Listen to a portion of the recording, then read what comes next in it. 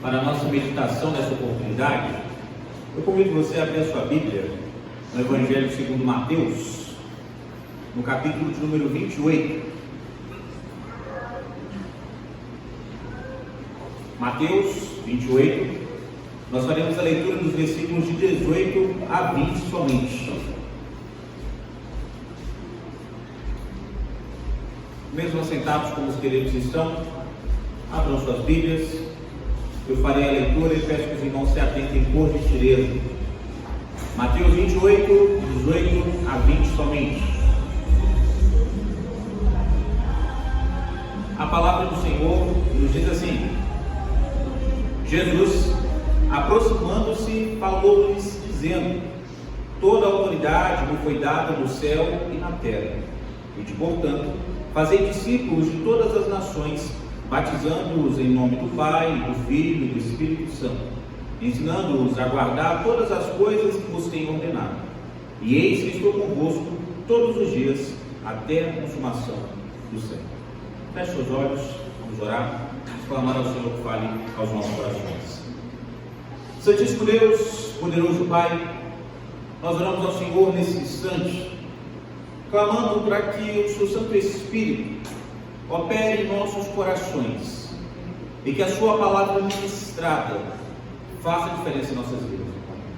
Que possamos compreender o que o Senhor deseja de cada um de nós e o seu Santo Espírito nos incomode a estarmos colocando em prática.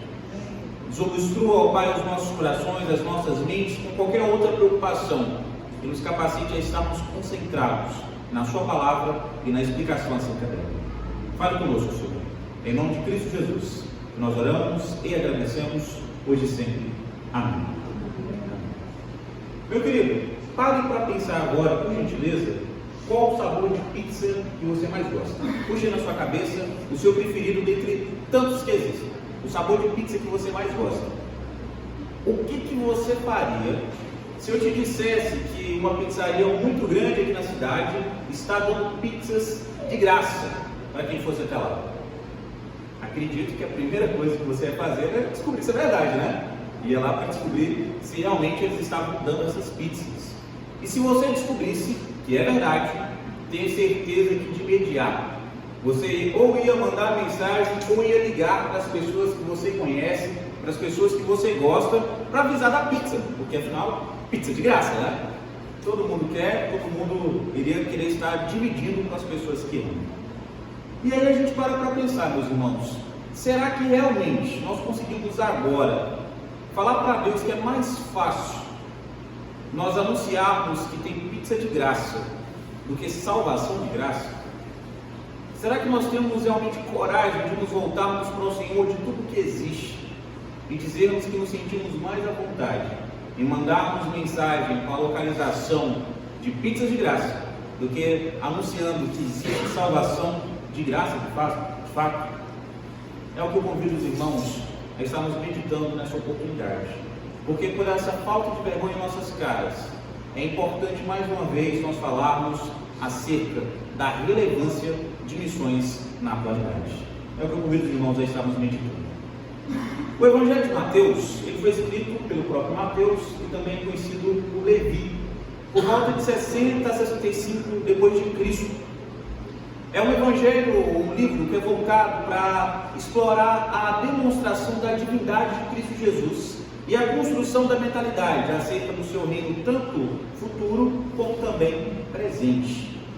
O autor, Mateus, ao contrário dos outros sinóticos, ele não tem tanta preocupação em estar passando um relato cronológico. A preocupação de Mateus é de passar um relato histórico, para que todos possam perceber que de fato Jesus é Deus, Jesus é o Filho de Deus e Jesus é o Messias prometido. A sua preocupação é puramente passar as informações da forma histórica, como ele percebeu em todo o contexto.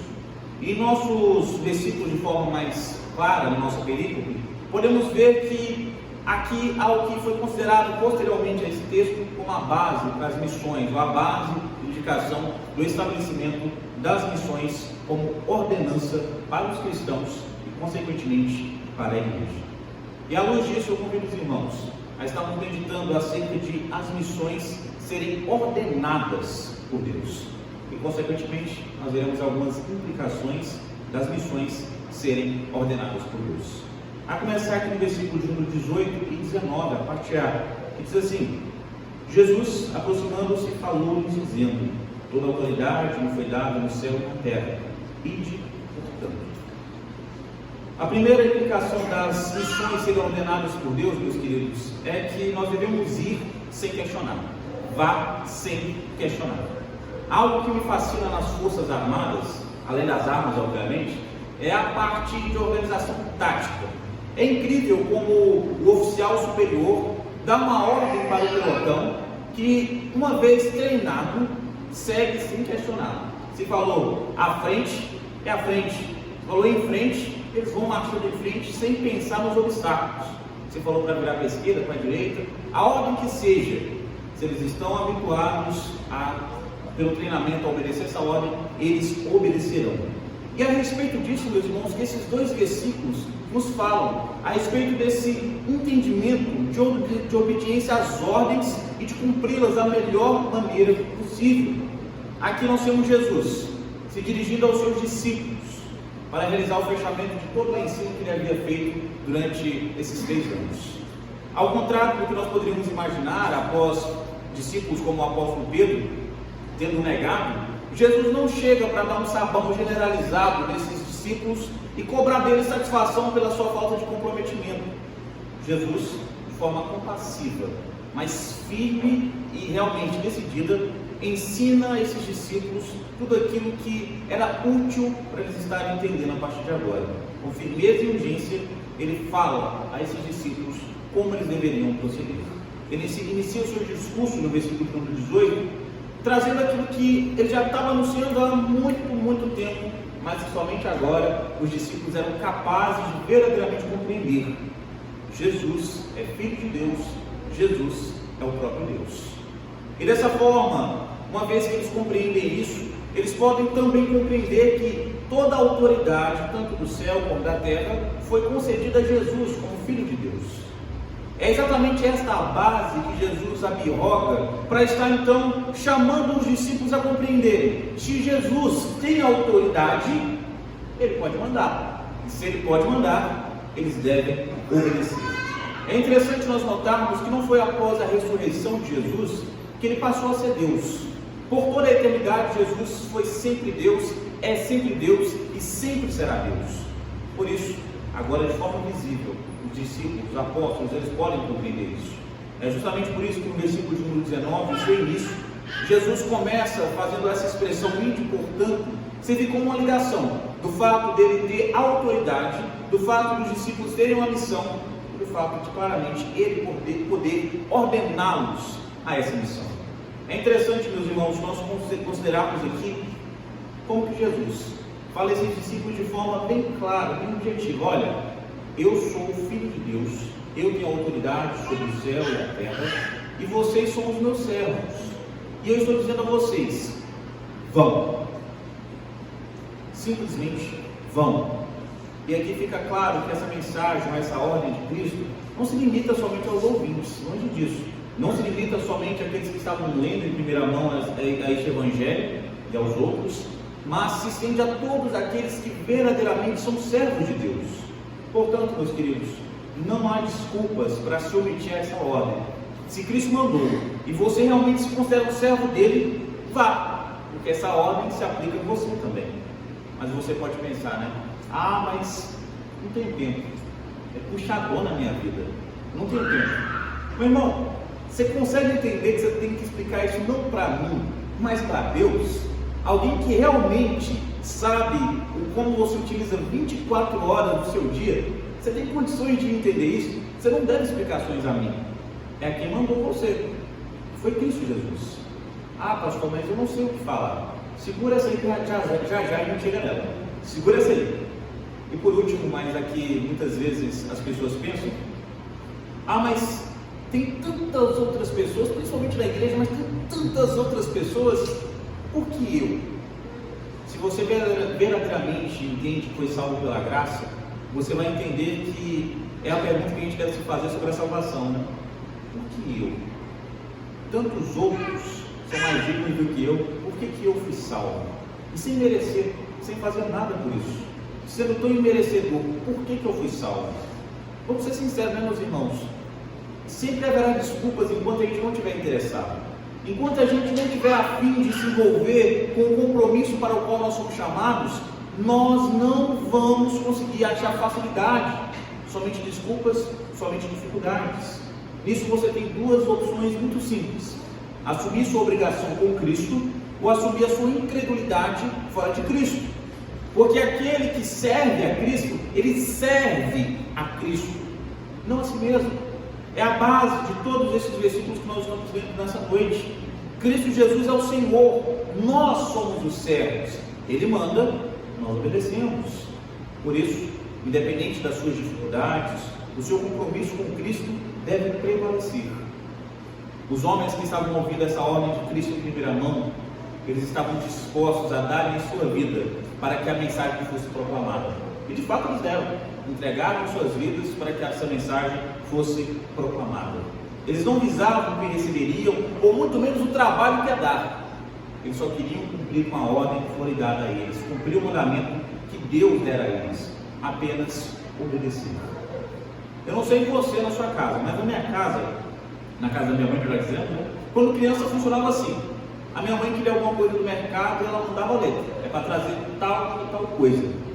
Eu tinha que memorizar, ir até o mercado e trazer exatamente o que ela mandou. Se possível, da mesma marca, do que ela mandou eu trazer. Por mais que eu tivesse vontade de trazer alguma coisa ou deixar de trazer outra coisa, eu tinha que trazer exatamente o que ela mandou. Porque fala que mandou, ela mandava em mim. Na casa dela, quem manda é ela. E por isso era autoridade sobre mim. Eu deveria obedecer. E quando nós falamos a respeito de Cristo e dos seus servos, que somos nós, isso tem uma amplitude muito maior, meus irmãos. Não é uma mãe para com um filho que de alguma forma pode merecer ou não merecer algum tipo de benefício por estar obedecendo à mãe. São homens que não mereciam nada, mulheres que não mereciam nada e receberam a salvação através do corpo desse Senhor. Meus queridos, nós precisamos urgentemente criar vergonha nas nossas caras para nós estarmos obedecendo a Cristo e não temendo o mundo, para nós estarmos vivendo para Cristo e não vivendo para o mundo. Independente de quantas pessoas vão nos criticar, de quantas pessoas vão achar ruim ou bom, nós temos que obedecer a Cristo. Hoje nos falta, meus queridos, esse senso de comprometimento que foi estabelecido aqui em termos das nossas vidas compradas. Se elas foram compradas por Cristo, elas pertencem a Cristo.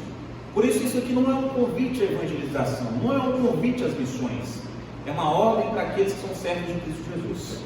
O id está no imperativo. A voz imperativa serve como ordem, não é para você escolher, não é para você pensar se deve ou não deve ir, é para ir. Assim como o oficial no exército diz a ordem, aqueles que são subordinados a ele obedecem, independente de estarem afim ou não. Cristo Jesus, como nós cantamos, é o nosso general e ordenou: vamos. Não é questão de vontade, é de obediência, meus queridos. É muito diferente, muito diferente. É só você parar para analisar de outra perspectiva. Sexta-feira à tarde, você no seu emprego, próximo das 6 horas, vai lá, 15 para 6, o seu chefe manda você fazer alguma das suas atribuições. Por mais cansado, por mais preguiçoso que você esteja no momento, por menos desejoso que você esteja de cumprir com o que ele está mandando, você obedece. Por quê? Porque você precisa do emprego, porque ele manda em você, porque você precisa se alimentar, porque você precisa dos rendimentos daquele emprego, e por isso você obedece. E aí a gente para pensar, realmente a gente precisa esclarecer que a gente obedece a um ser humano porque a gente precisa dele, e a gente deve obedecer a Cristo Jesus porque a gente precisou, precisa e sempre precisará da mediação dele? Será que não é tão claro para a gente dessa forma, meus irmãos? Se a gente obedece ao ser humano porque nós precisamos nos alimentar, como não vamos obedecer àquele que atendeu a maior das nossas necessidades, que é a salvação? Jesus, meus queridos, é o nosso general. Se ele mandou, só vai, sem questionar, sem reclamar. Se Cristo ordenou, vai. Ide. não é opcional, não é uma questão de escolha, é uma ordem. Se você pertence a Cristo Jesus, vá. Além disso, ainda no versículo de número 19, nós temos uma outra implicação do fato das missões serem ordenadas por Deus. Eu vou reler o versículo de número 19 dos irmãos. Diz assim: ide, portanto, fazei discípulos de todas as nações, batizando-os em nome do Pai, do Filho e do Espírito Santo. A segunda implicação, meus irmãos, é que nós devemos fazer essas missões a quem nós pudermos. Sem mentir, para pensar aí, sem mentir. Quando se fala em missões, qual o primeiro lugar que vem na sua cabeça? O primeiro lugar que vem na sua mente agora? Provavelmente a África. É normalmente o que vem na cabeça das pessoas. A África. E realmente é um lugar que precisa muito da graça salvadora do Senhor. Assim como a Ásia, a Oceania, a América, a Europa, assim como todo mundo. Todas as localidades da terra precisam da graça salvadora de Cristo Jesus. Todas. E nesses versículos nós somos instruídos a compreensão adequada de qual é o nosso campo missionário. Como nós vimos, a implicação de Cristo ter recebido autoridade é que a ordem é para todos os seus servos, não é para todos os homens, para todos aqueles que são seus servos. Quem não é servo de Cristo tem que servir a Cristo de forma alguma, mas aqueles que são servos de Cristo devem obediência a Ele. E agora nós vamos ver para onde ou qual é a amplitude dessa ordem na prática, da forma que nós vamos trabalhar. Nós temos aqui, meus irmãos, a expressão fazer discípulos de todas as nações, servindo como uma partícula para estar entronizando para esses homens o entendimento de que era por toda a extensão do mundo. Não era somente em Israel, não era somente na circunvizinhança de Israel, era por todo o mundo. Afinal, naquele tempo nós tínhamos poucos países, mas esses países, essas nações, deveriam ser alcançadas.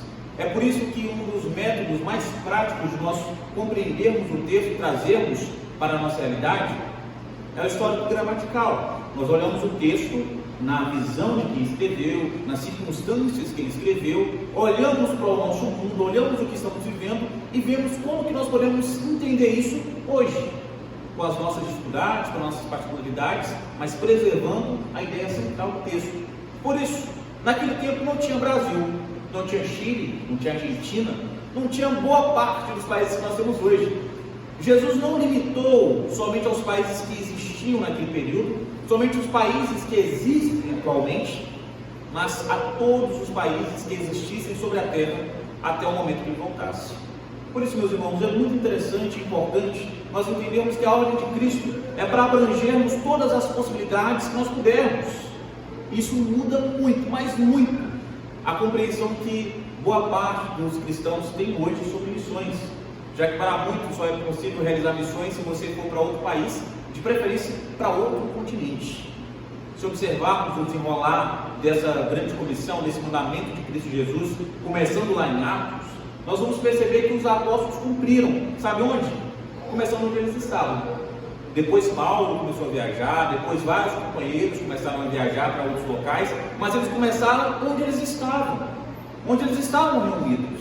Isso é muito importante, meus irmãos, porque nós muitas vezes achamos que missões é somente alcançar a África, somente alcançar a Europa, somente alcançar um outro país próximo aqui na América do Sul, mas nós precisamos entender também que missões é alcançarmos o nosso país. Missões é alcançarmos o nosso estado, a nossa cidade, o nosso bairro, a nossa rua, a nossa vizinhança e inclusive a nossa casa.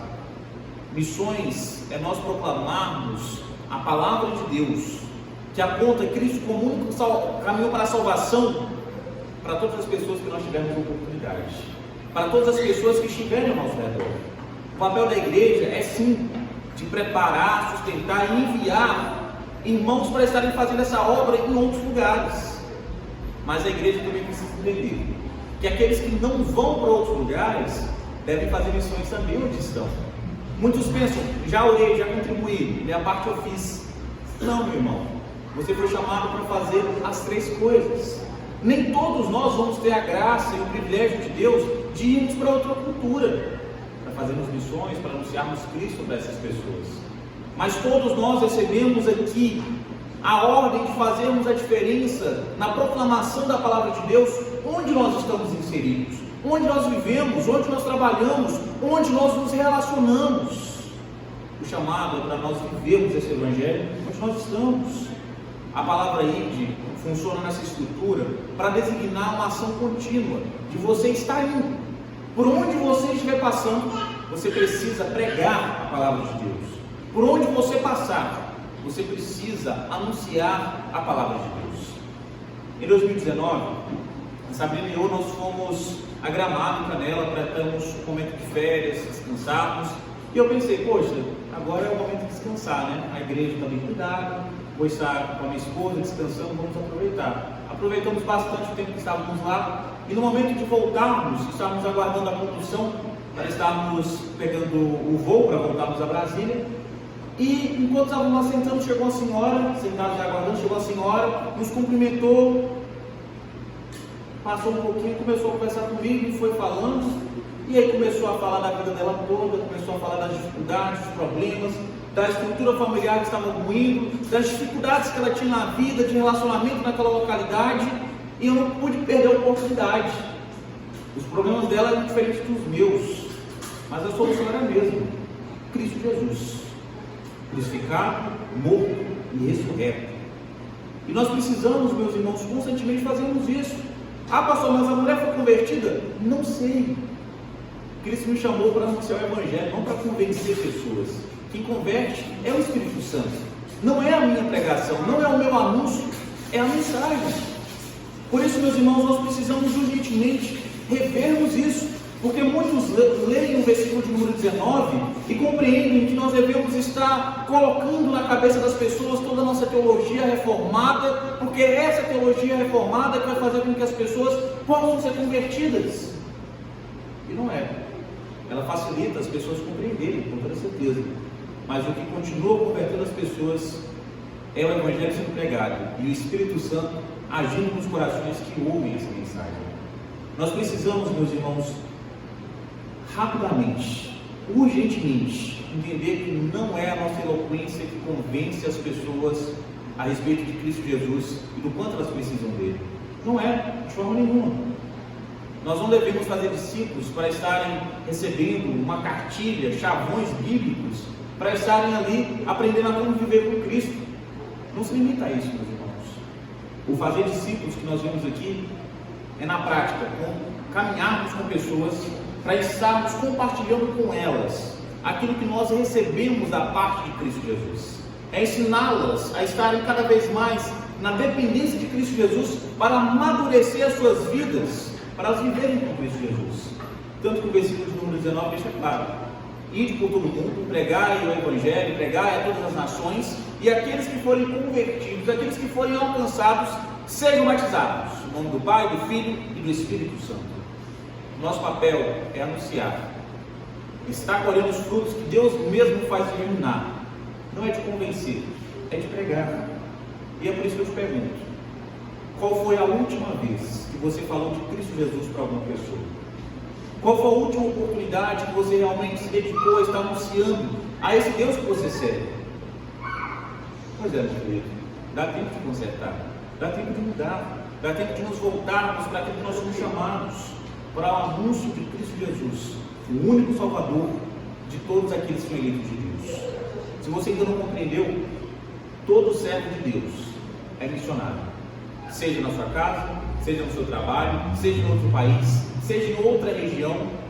Todo aquele que serve a Cristo Jesus foi chamado para ser um missionário. Fomos chamados para pregarmos a todos aqueles que tivermos acesso.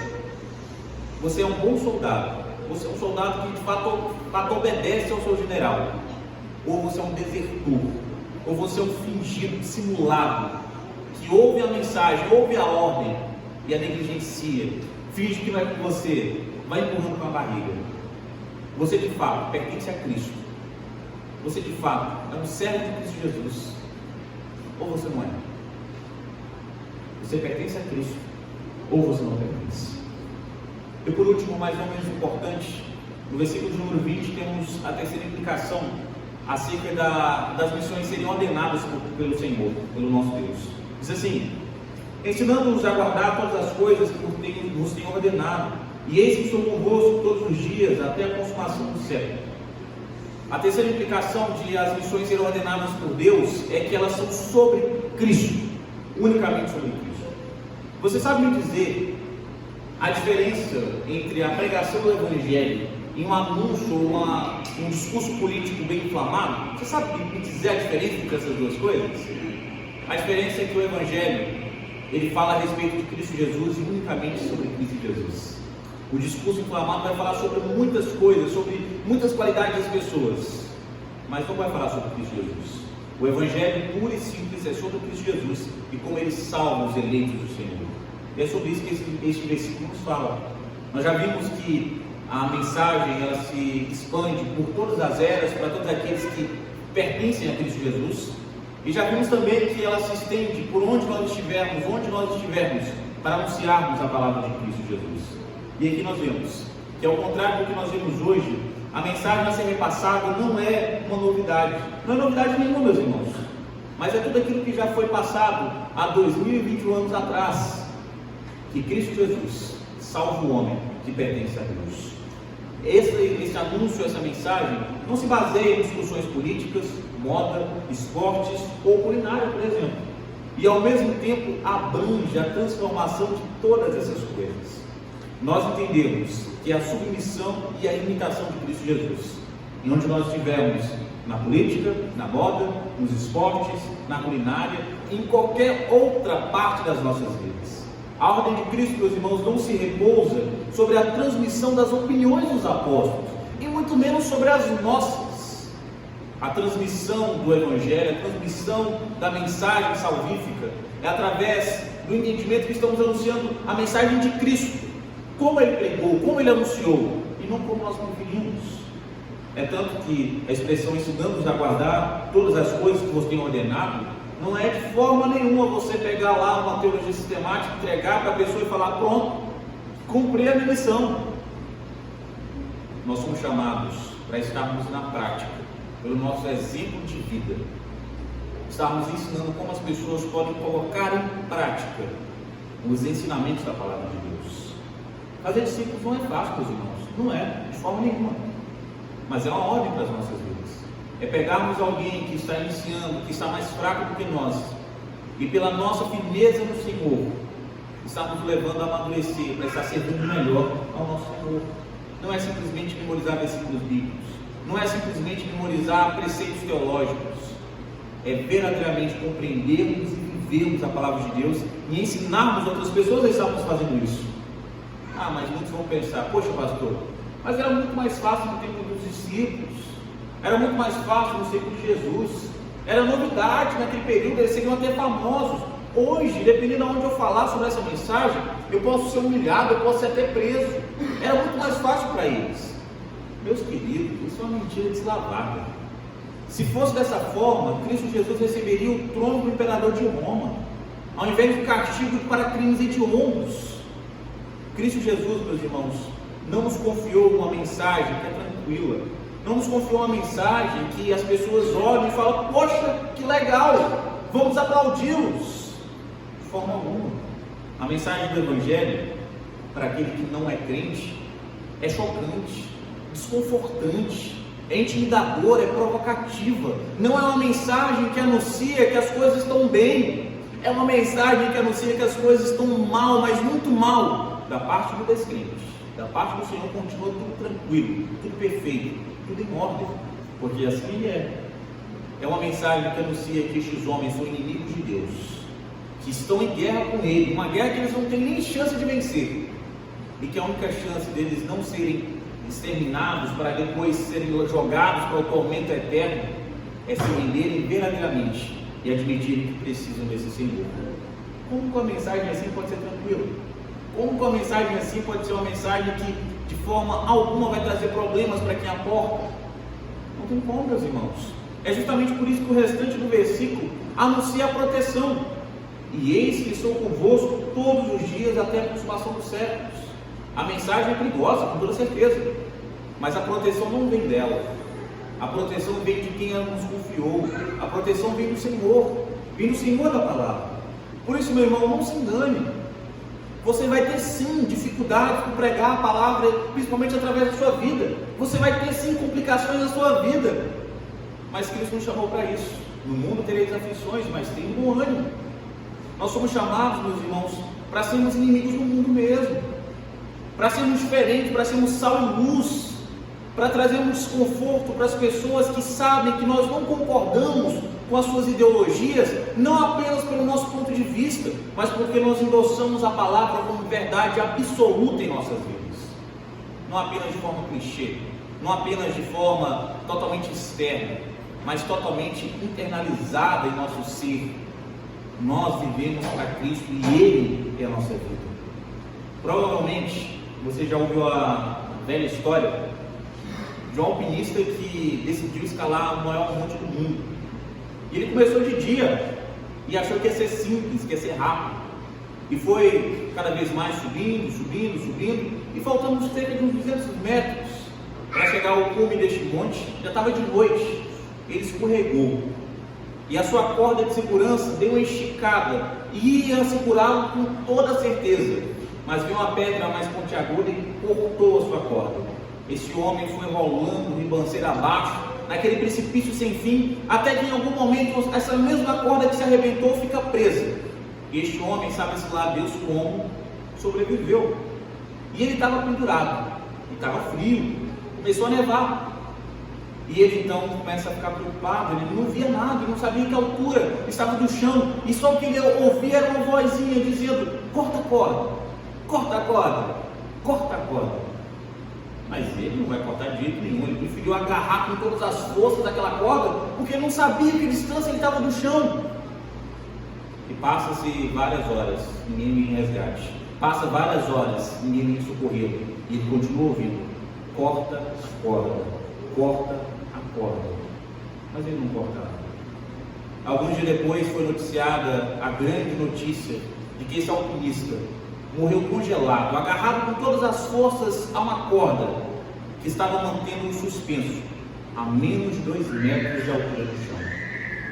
Meus irmãos, em semelhança a este homem, muitas vezes nós ficamos nos segurando com todas as forças em nossas opiniões, preferências, em nosso orgulho, a ponto de estarmos em contato com o Evangelho, mas sem conhecer de fato. Queremos passar às pessoas sobre a nossa denominação, queremos passar sobre os nossos pontos de vista, mas não passamos a respeito de Cristo Jesus, não passamos a respeito da mensagem salvadora que somente existe nele. Nos contentamos a estarmos agarrando na corda do nosso orgulho, da nossa vaidade, para dizermos que nós somos melhores do que os outros, e ao fazermos isso, nós somos piores do que os outros. Por isso, meu irmão, assim como esse alpinista precisava se livrar dessa corda para estar a salvo, nós precisamos nos livrar do nosso orgulho, da nossa vaidade, para pregarmos somente a Cristo e para irmos em direção de uma vida em exclusividade para Cristo Jesus. Você não foi chamado para defender as suas vaidades. Você não foi chamado para propagar pelo mundo as suas opiniões, para propagar o que você acredita como certo ou errado. Você foi chamado para propagar aquilo que Deus ordena como certo e para instruir a evitarem aquilo que Deus ordena que seja evitado porque é errado. Por isso, meu irmão, corte a corda de tudo que te impede de vir para Cristo e de propagar com pureza a mensagem que foi confiada a você. É só você parar para pensar. Falar de coisas que gostamos, com pessoas que gostamos, é extremamente prazeroso. E evangelização é isso, meus irmãos. É nós falarmos sobre coisas que nós gostamos, com pessoas que nós gostamos, para aproveitar as brechas, para criarmos pontes, para falarmos do Evangelho, para anunciarmos Cristo Jesus. É abrirmos caminho para o anúncio de Cristo crucificado, morto e ressurreto. Você não necessita dos melhores argumentos, você não precisa da melhor retórica, e muito menos das palavras mais cultas, apenas de extrema sinceridade, para falar que você tinha uma fome muito grande, infinita, e que a sua existência nessa fome só foi saciada em Cristo Jesus, somente por Ele. Você não precisa deixar de jogar o seu futebol, de comer a sua lasanha, o seu macarrão no domingo, de usar suas maquiagens, os seus cuidados. Você não precisa de usar as roupas decorosas que você usa, de forma alguma. Você precisa, na verdade, viver fazendo todas essas coisas para a glória de Deus e usando as oportunidades que essas coisas te criam para falar de Cristo Jesus. O que Cristo deseja não é uma vida de aparência, mas um coração tão dele, que usará todo o resto para glorificá-lo, inclusive na evangelização. Por isso, meu irmão, faça da sua vida um outdoor gigante, onde as pessoas conheçam mais sobre Cristo do que sobre as suas preferências, do que as suas ações, palavras e pensamentos pessoais, mas é tornar a sua vida totalmente voltada para o anúncio da palavra de Deus, para aí sim as suas palavras, ações e pensamentos serem relevantes, porque falam de Cristo Jesus.